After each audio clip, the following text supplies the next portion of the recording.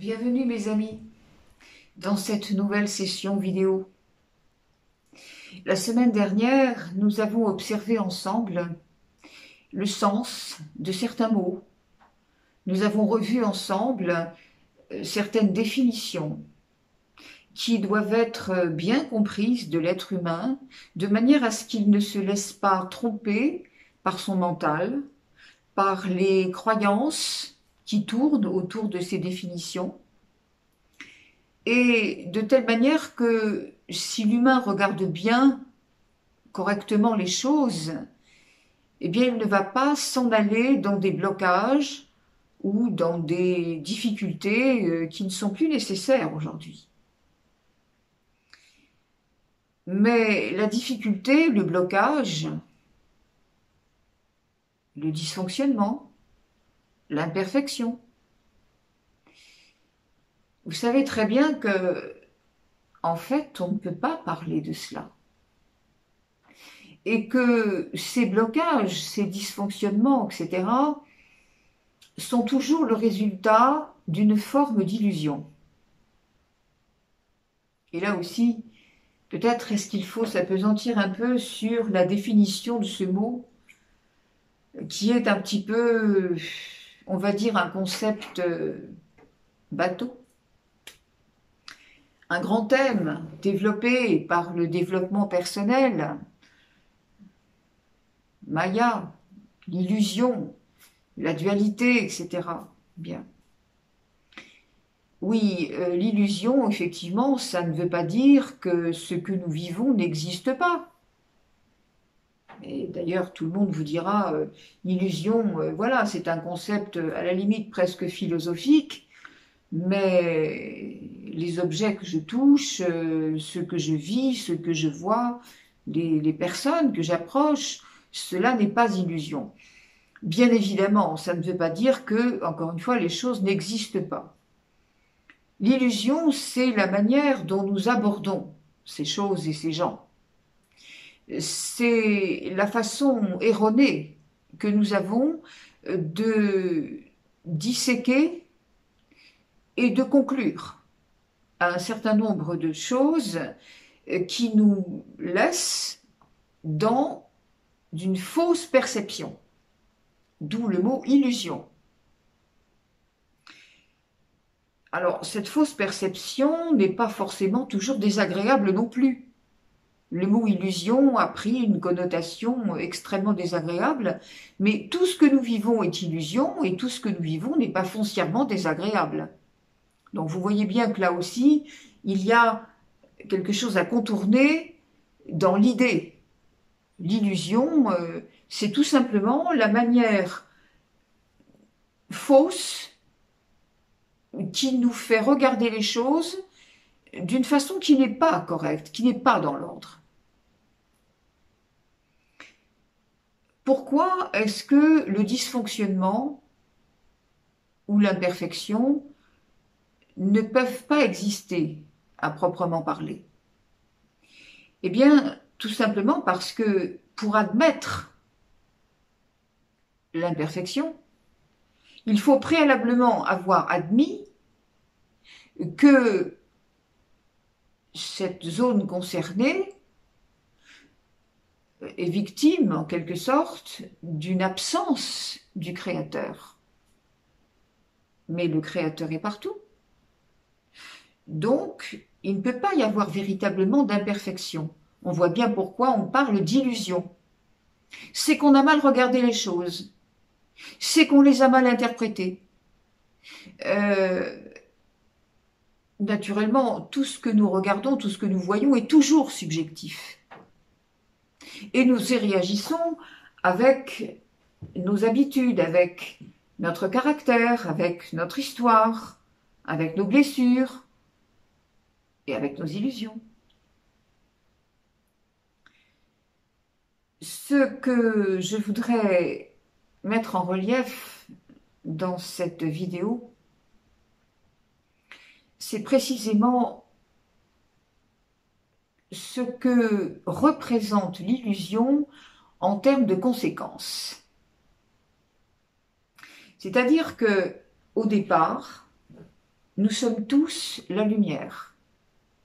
Le fait de notre incarnation nous place directement comme des représentants directs du divin sur la terre. Par conséquent, nous avons tous en nous, tous, un cœur cristal, un cœur diamant.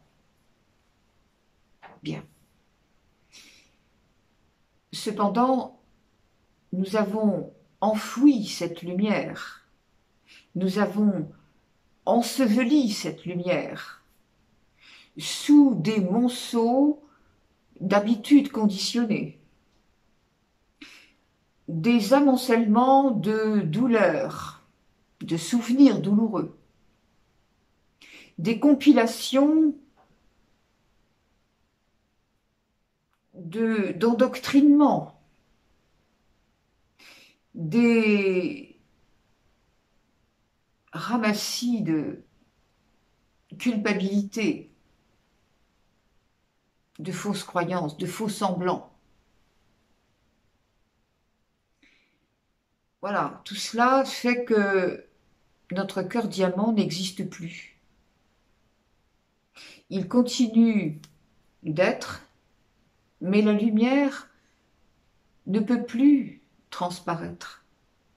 Elle n'est pas éteinte, elle ne peut pas s'éteindre. Elle est simplement totalement diminuée à son niveau le plus bas. Et plus nous avons accumulé toutes ces erreurs, tous ces faux jugements, eh bien, nous avons terni notre lumière. Nous ne sommes plus les mêmes. Nous ne sommes plus capables de savoir simplement qu'elle existe. Et bien entendu, nous ne pouvons pas non plus l'honorer. C'est-à-dire que cette lumière, elle est devenue l'ombre. Et une ombre qui refuse d'être éclairée. C'est la raison pour laquelle aujourd'hui on vous dit qu'il faut absolument vous alléger, transmuter tout ce qui n'est pas dans l'alignement. Il faut enlever ces amoncellements de fausses croyances, de faux semblants, de douleurs, de mémoire. Voilà. Si je peux vous donner une image qui représente cette manière d'avoir enfoui notre cœur lumière, je vais vous demander d'observer un diamant.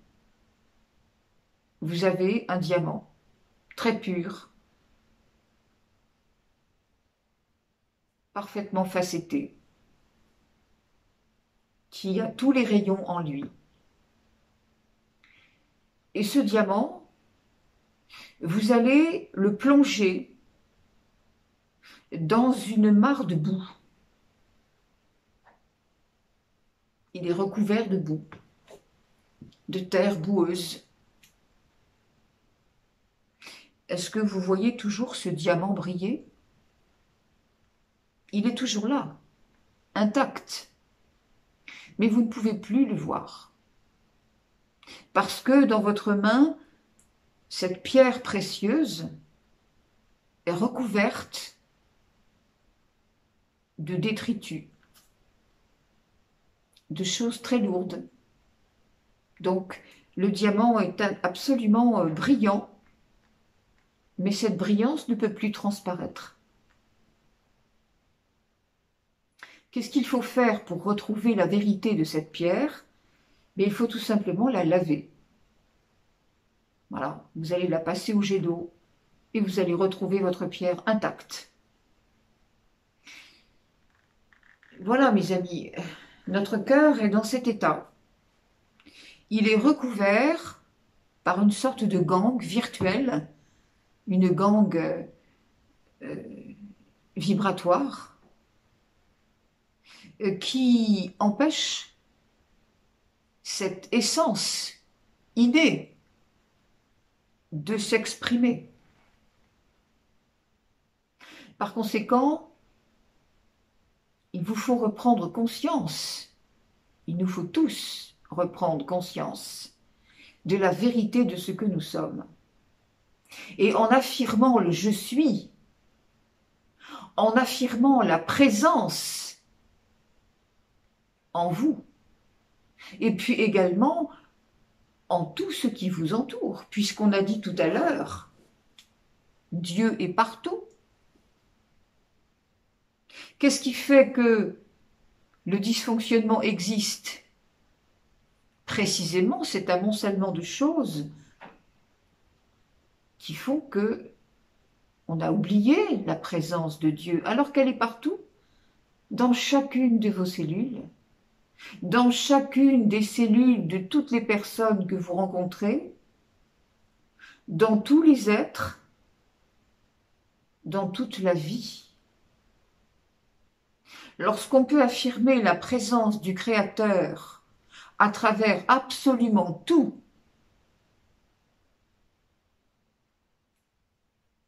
ben déjà vous commencez à enlever une partie du dysfonctionnement, vous commencez à enlever une partie de cette gangue, et plus vous affirmez la lumière, plus vous êtes en présence permanente, plus vous aimez sans discontinuer jamais,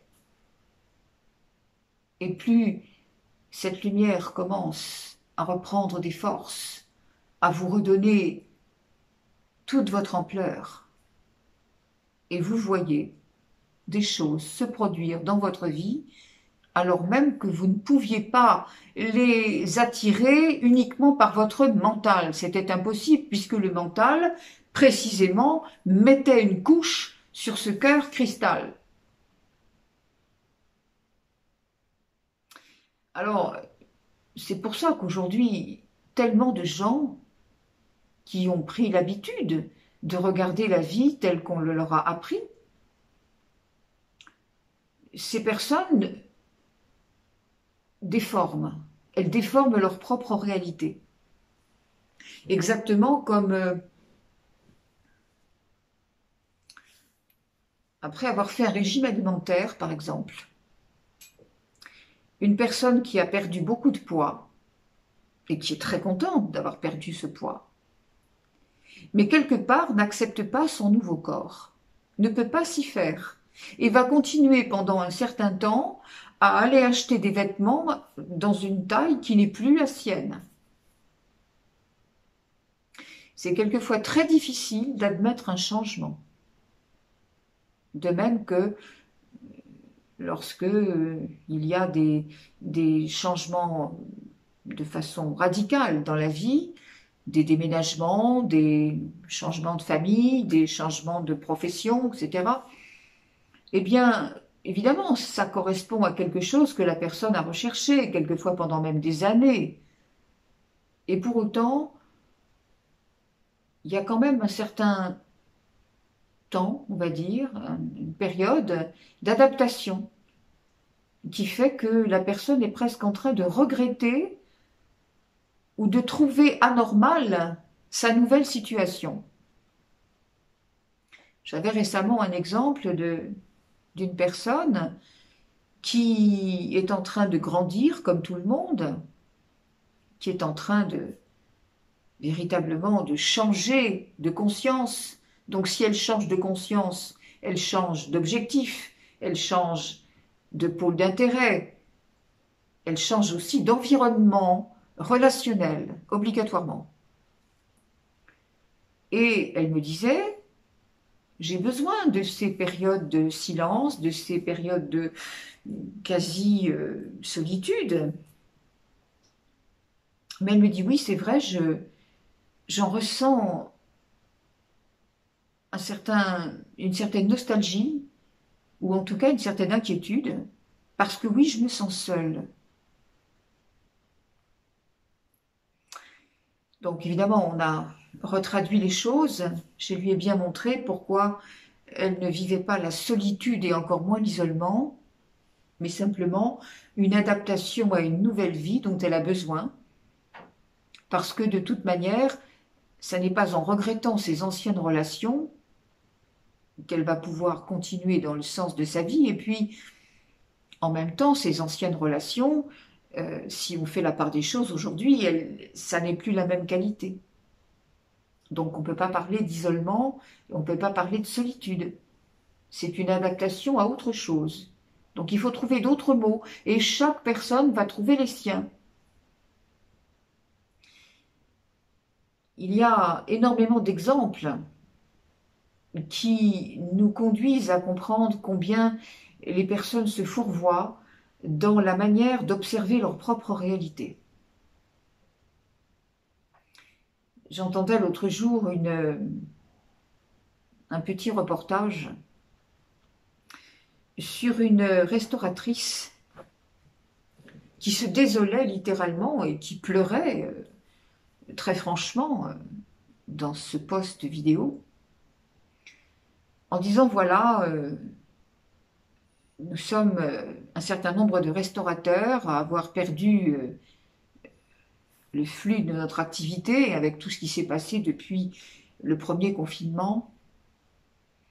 Et nous avions été assurés de recevoir des subventions, des dédommagements. Seulement voilà, nous n'avons rien reçu. Les dates sont dépassées. Nous avons l'obligation de continuer à honorer nos factures, mais rien ne vient. Nous n'avons plus rien. Et cette personne était absolument désespérée, ce qu'on peut tout à fait comprendre. Ce qu'on peut difficilement entendre, c'est la suite. C'est-à-dire que elle avait fait naturellement, comme un certain nombre des personnes qui sont dans ce cas, des démarches pour savoir ce qui se passe. Pourquoi est-ce que, malgré les promesses gouvernementales, les dédommagements n'étaient pas parvenus? Et on lui a répondu, vous allez voir la pirouette de l'administration, on lui a répondu, bah oui, c'est normal, il y a eu un bug informatique, et il faut être patient. C'est quand même assez merveilleux, voilà. Bon, alors ça, on en a déjà parlé, hein, sur le côté, on ne minimise pas votre peine, mais on peut rien pour vous. Voilà. Allez, patientez, mes enfants, patientez. Patience et longueur de temps font plus que force ni que rage. Bah bien sûr. Alors, donc, voilà, cette dame, elle disait, bah oui, il y a eu un bug informatique. Et là, attention, stop. Jusque-là, tout va bien, mais le fait que la personne accrédite l'argument qu'on vient de lui donner d'une façon éhontée, là, ça ne va plus. Ça veut dire que cette personne a appris à regarder la vie sous une certaine forme d'illusion. C'est-à-dire qu'elle croit que tout ce qui vient du gouvernement, des administrations, des lois, ne peuvent pas être contre les gens. C'est pas possible, on ne peut pas leur raconter des mensonges. Enfin, comment est-ce qu'une administration pourrait se permettre de vous dire avec un sourire qu'il y a eu un bug informatique, dites donc? Ils n'ont pas le droit, ils ne peuvent pas. Voilà. Voilà sur quoi reposent évidemment les obscurs, puisqu'ils savent très bien qu'on peut raconter n'importe quoi aux gens, ils vont le croire. C'est tout. Vous savez très bien que ces choses-là sont faites à dessein et que, naturellement pour plonger les gens dans la difficulté, vous savez très bien également qu'à supposer qu'il y ait eu au départ un bug informatique, on ne peut en aucun cas se permettre de répondre cela avec une désinvolture aussi humiliante. On ne peut pas se permettre de répondre ça. Ben, ils le font, bien sûr qu'ils le font.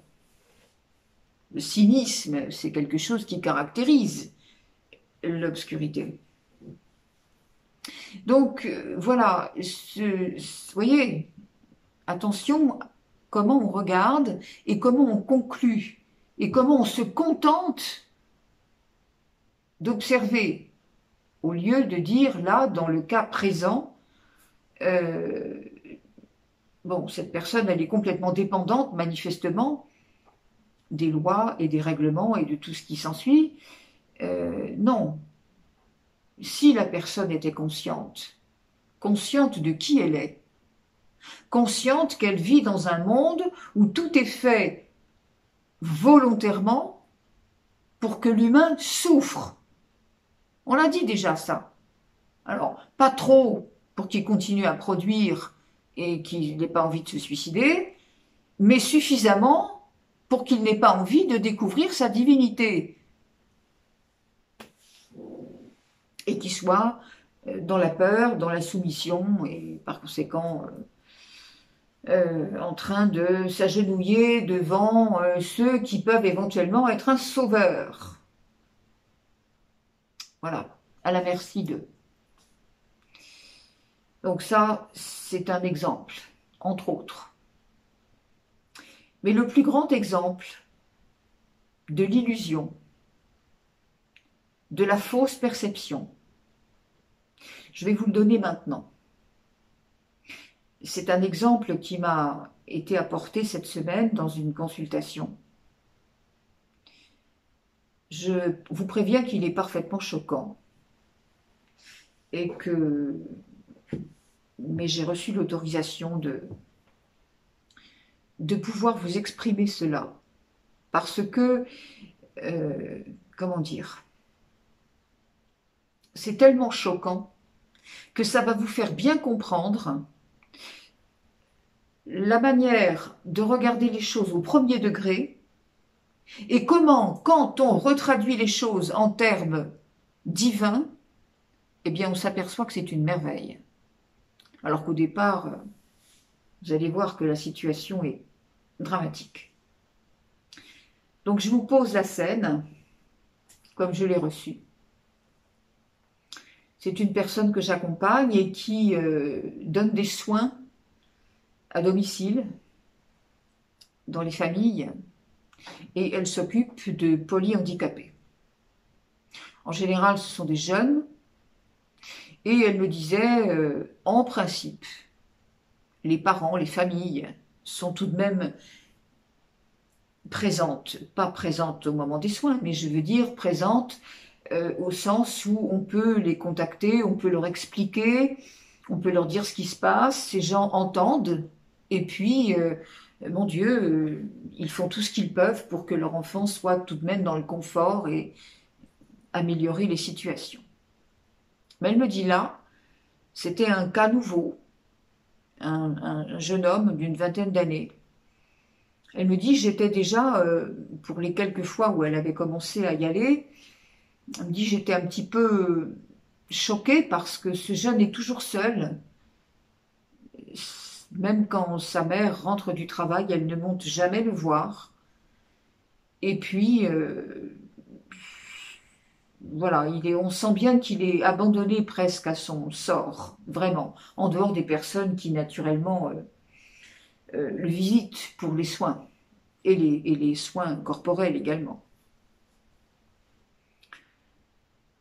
Elle me dit, ce jeune est vraiment polyhandicapé, c'est vraiment le mot qui convient, il ne parle pas, il peut à peine hocher la tête quand il comprend quelque chose, ou pour exprimer quelque chose dans le oui ou dans le non. Elle me dit, il ne tient pas debout, même sur le fauteuil, il est en corset, il tomberait, voilà, elle dit, il a les bras repliés sur lui-même, bref, c'est vraiment un très lourd handicap. Et elle me dit, heureusement, elle est assistée dans ces visites par quelqu'un, parce que quand même, quand la personne devient adulte et prend un petit peu de volume, c'est difficile de faire des soins, même si tout est automatisé, hein, du lit à la salle de bain, ça se passe par rail et par harnais.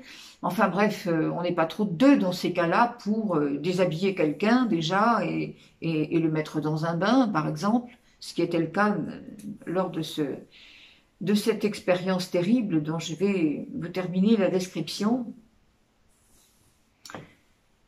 Elle commence à déshabiller ce jeune en me disant, elle me dit, vous savez, il est jamais habillé comme il faut, il a toujours des vêtements qui ne sont pas adaptés à son handicap.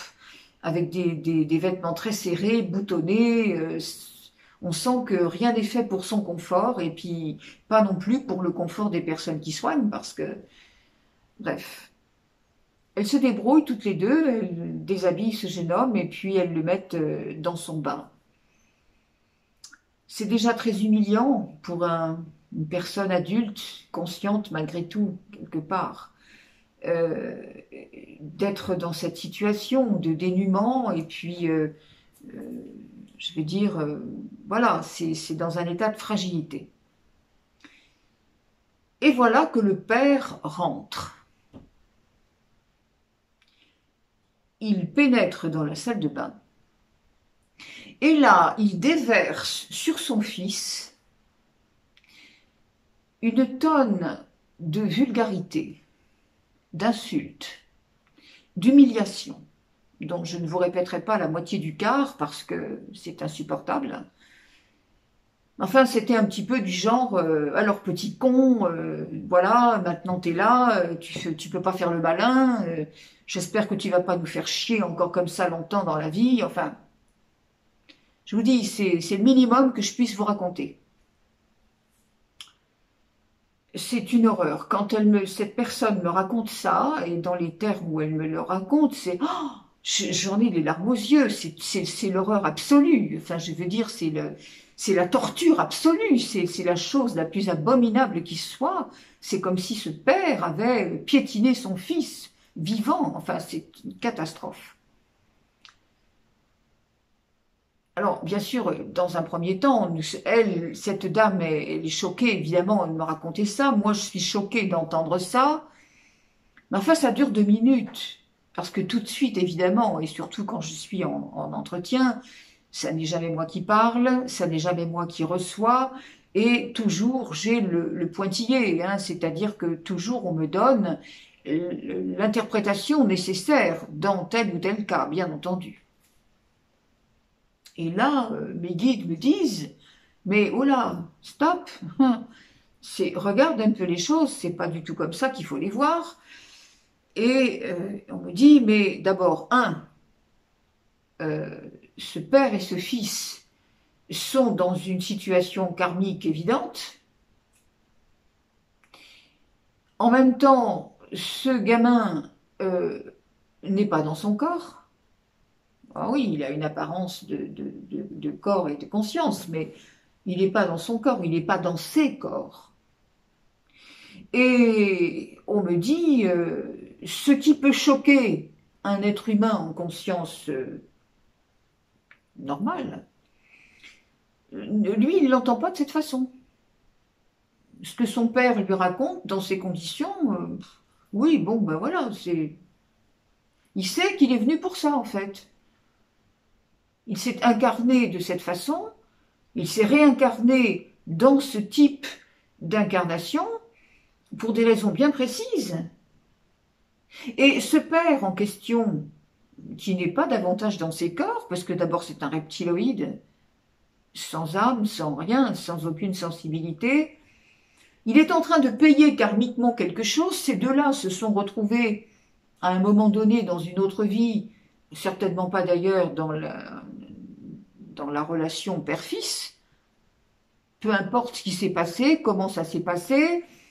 Bref, ça a dû quand même être assez violent, puisque le père a dû retrouver ce fils dans cette vie, dans cette chose à payer, parce que c'est jamais simple pour une famille d'avoir un enfant handicapé comme ça.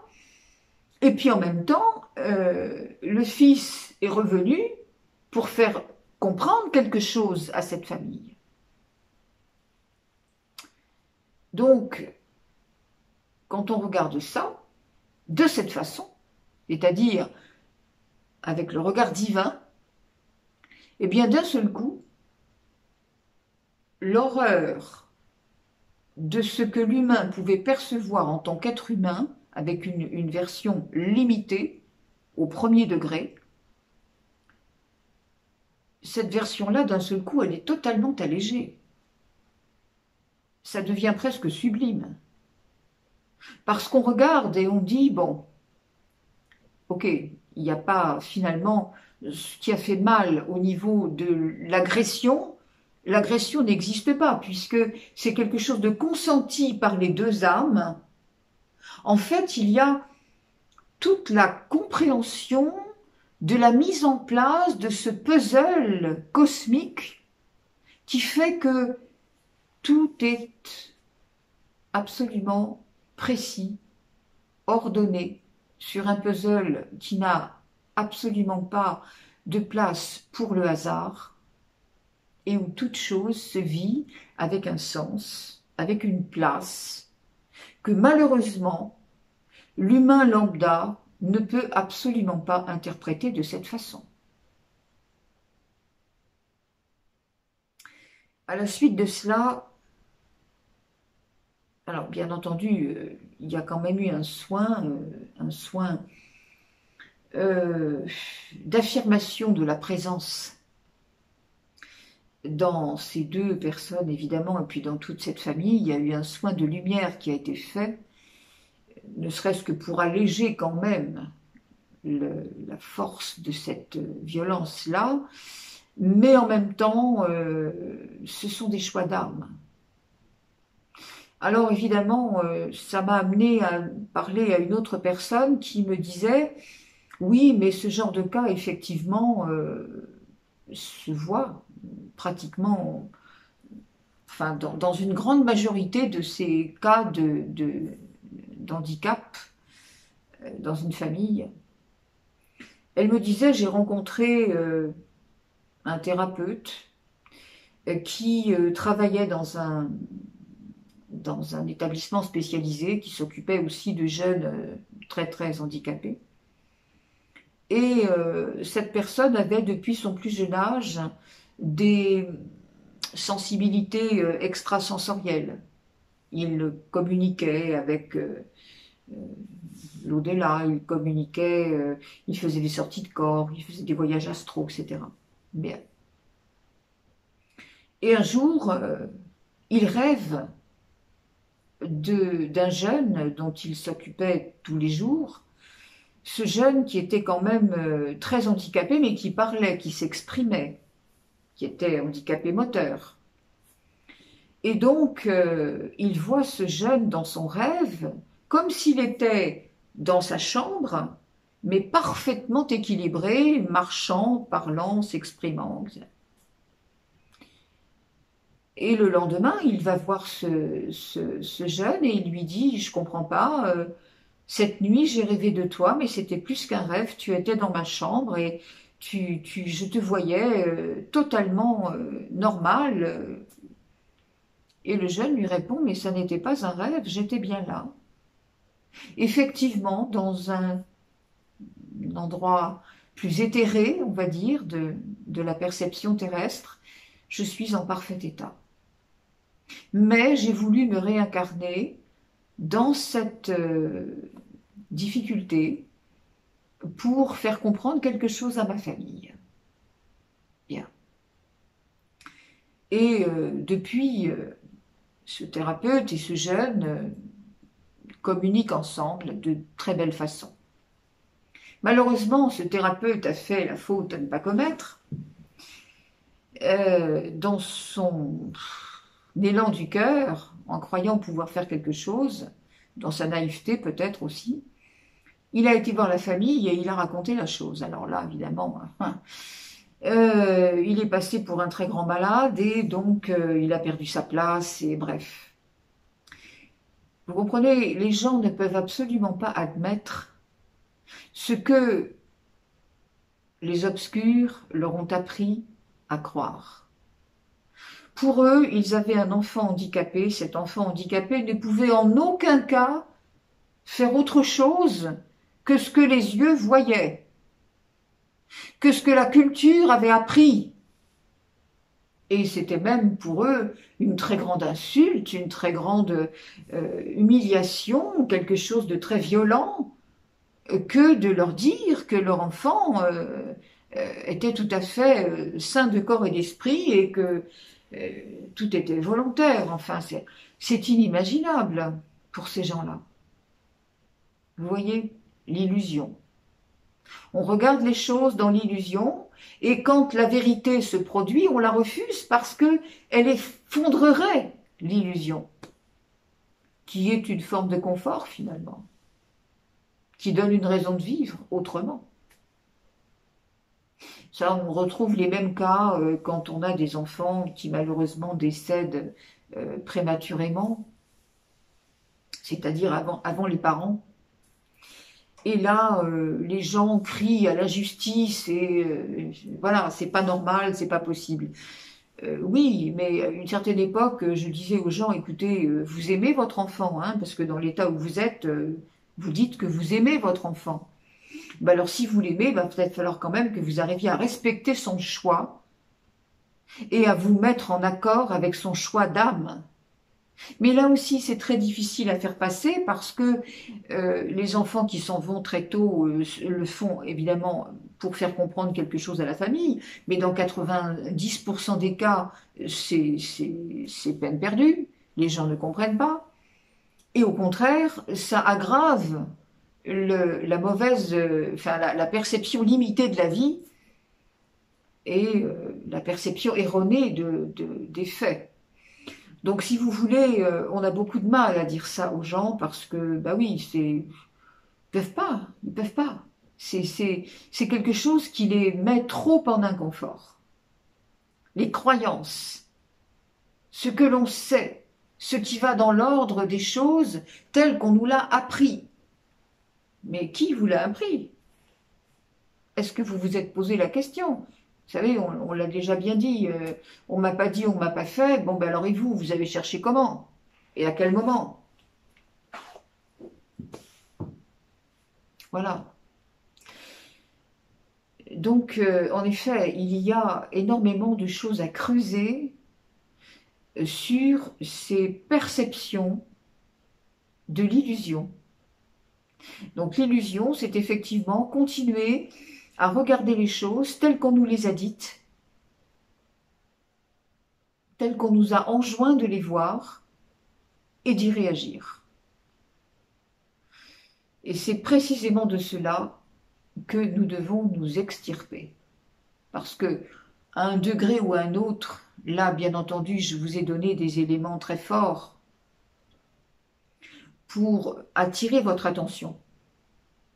Mais n'oubliez pas que cette illusion et cette manière erronée de regarder les choses et de les gérer, eh bien, c'est aussi dans tous les détails de la vie, tout est à l'avenant.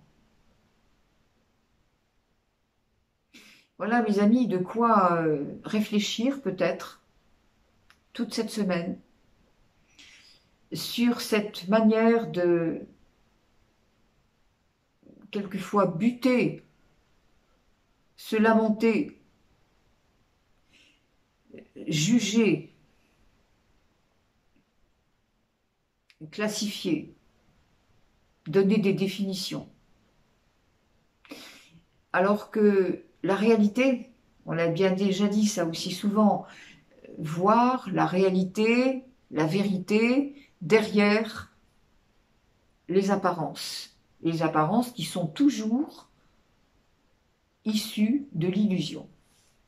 Cette illusion qu'on nous a naturellement construite. On retourne un petit peu là sur le thème d'une vidéo précédente quand je vous parlais du film, ce qu'il y a dans le film.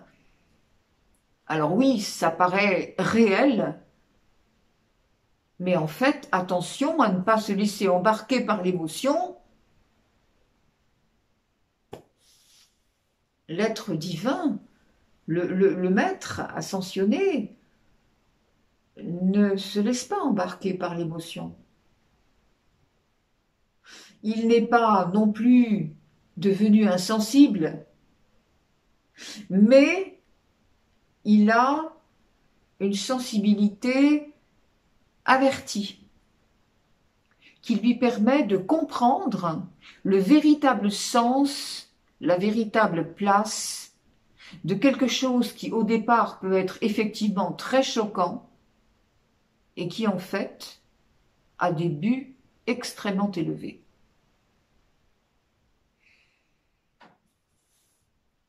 Voilà. souhaitais vraiment vous entretenir de cela.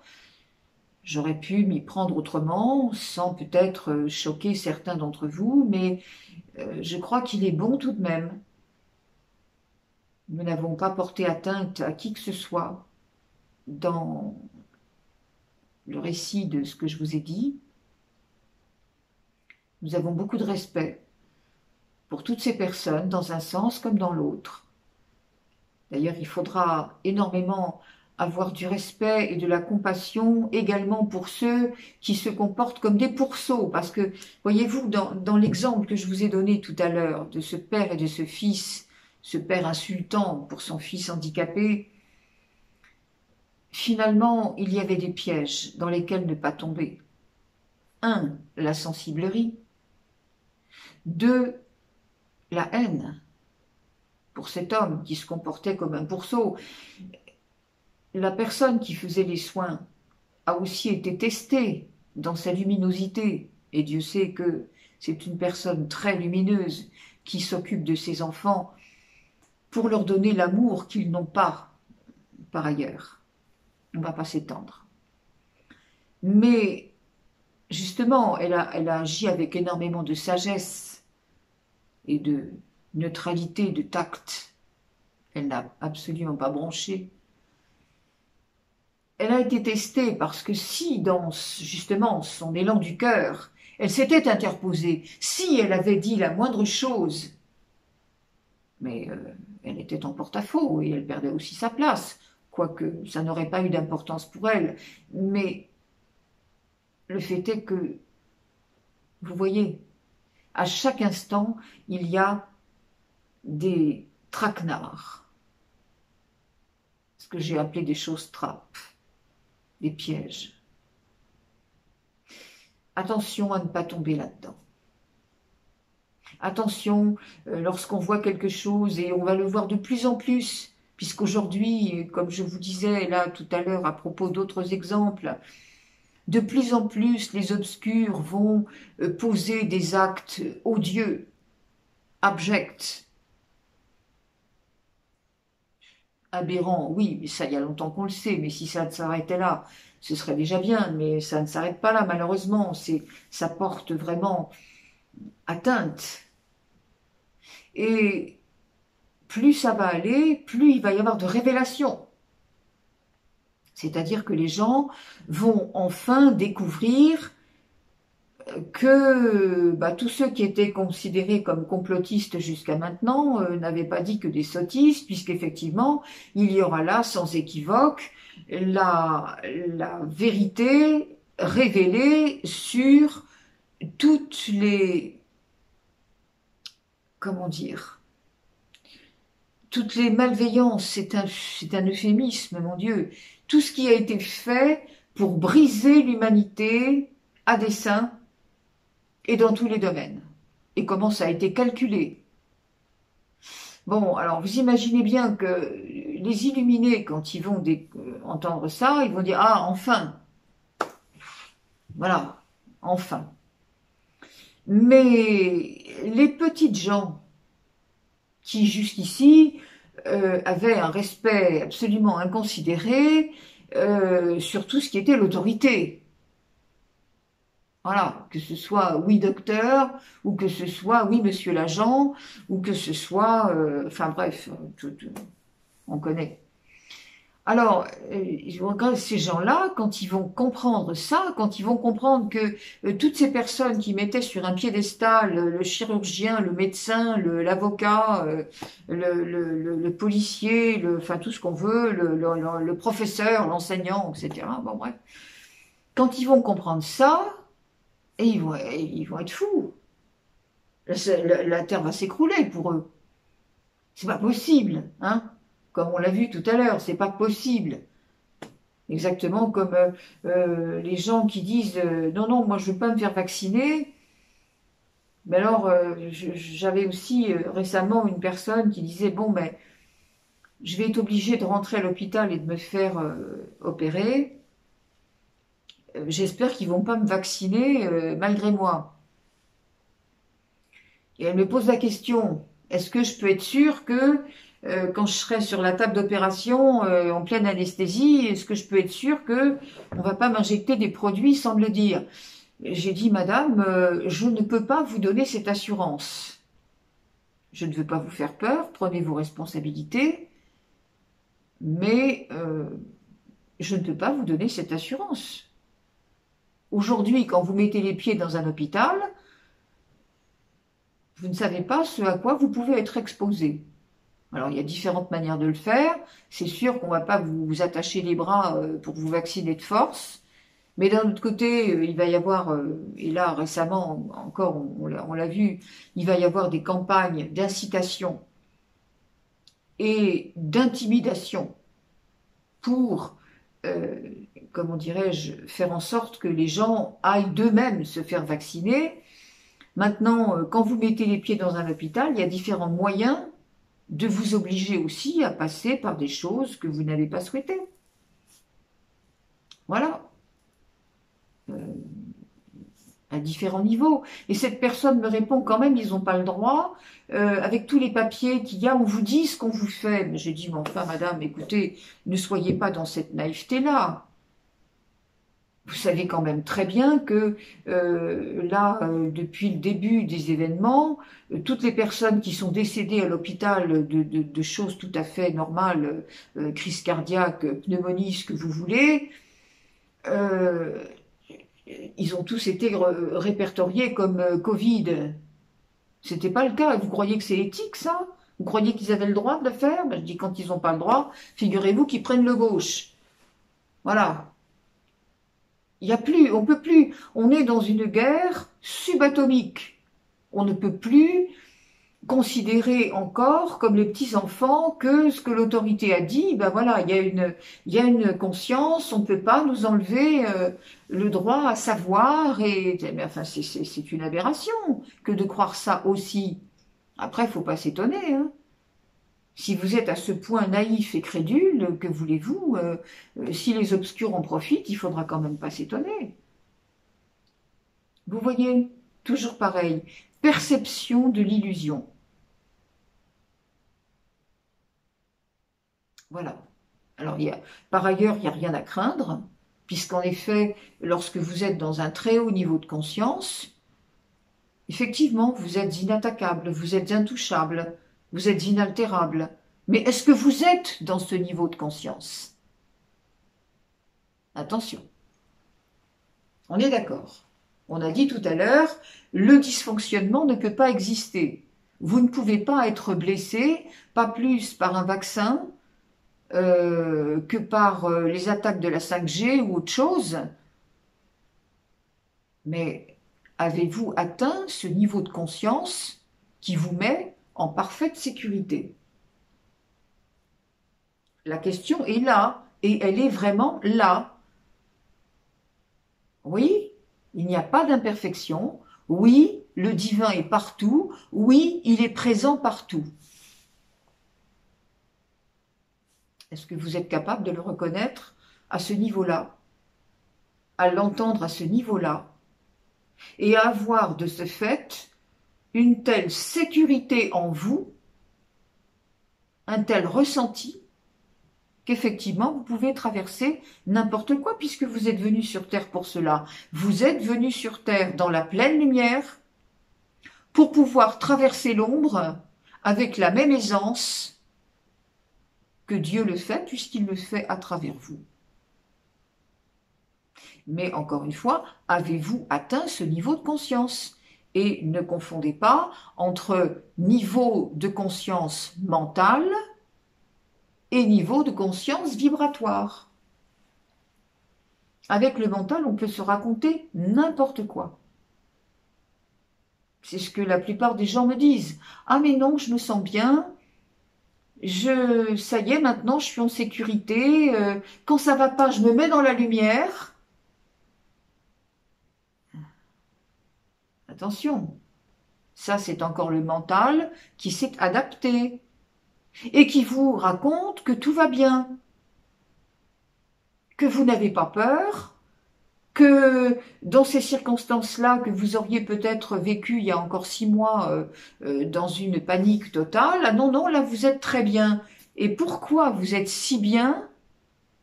Est-ce que c'est vraiment quelque chose de vibratoire, c'est-à-dire comme une évidence du maître ascensionné? Ou est-ce que votre cerveau vous fait croire que tout va bien pour que surtout vous n'alliez pas chercher plus loin? Et que par conséquent, vous restiez vulnérable le moment venu, puisque vous vous dites je vais bien, donc je ne me méfie pas, donc n'importe qui peut faire n'importe quoi. Vous voyez, c'est très fin, mes amis. La perception est très fine. La limite, c'est plus fin que du papier à cigarette. C'est vibratoire. Alors les mots, les définitions, les perceptions, les rituels, ah bah oui, forcément, mais ça reste du mental. Moi, je vous demande d'aller chercher dans votre cœur, souvenez-vous ce qu'on a dit au début de cette vidéo, le cœur cristal qui est en vous, indubitablement, il est en vous comme en chacun. Il est là, il pulse en permanence. La lumière absolue, la pleine conscience, tout le temps. Mais qu'est-ce que vous avez mis par-dessus comme croyance, comme définition, comme vocabulaire?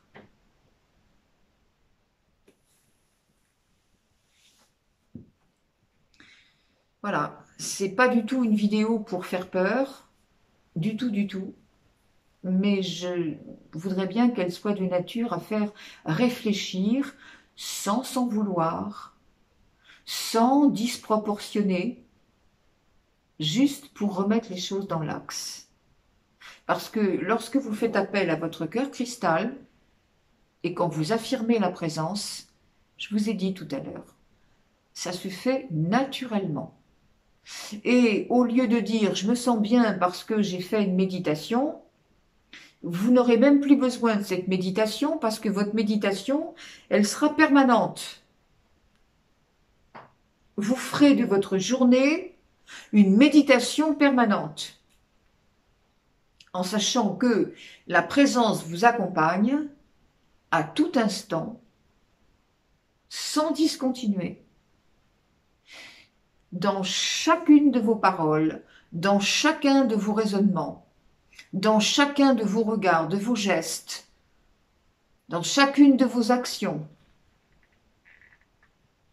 La présence est là, à travers vous. Ça commence par votre âme, votre être divin. Et puis, ça vient se manifester dans la matière. Ensuite, c'est pas le contraire. C'est pas le contraire, jamais. Voilà, mes amis, je pense qu'on y reviendra encore sans doute, parce que là, on creuse un petit peu loin.